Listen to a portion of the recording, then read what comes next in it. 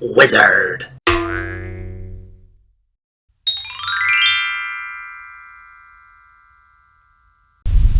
Hi, I'm Everett Abrams, the Wizard of Wood.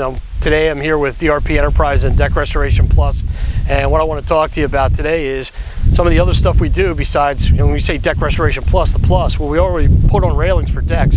We do railings for the front of a house. We do all kinds of railings or decks that are needed, and I want to tell you a little bit about how the story goes, how we're doing this today.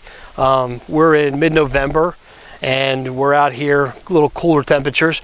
We're already pretty much getting to the time where we're done staining, but this is a repeat customer, and we have a deck in the back that's Seneca Brown, using our Deck Restoration Plus deck and wood stain Seneca Brown.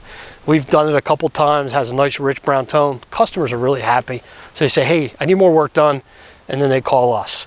And it keeps us in front of the customer all the time. You do good work, we have a good product, we have great service, and this is the type of work we do. So our carpenters and the people who work for us are great, second to none, and that's why we're asked to come out and do this stuff. So this is just another example of some of the work that we do at DRP Enterprises and Deck Restoration Plus.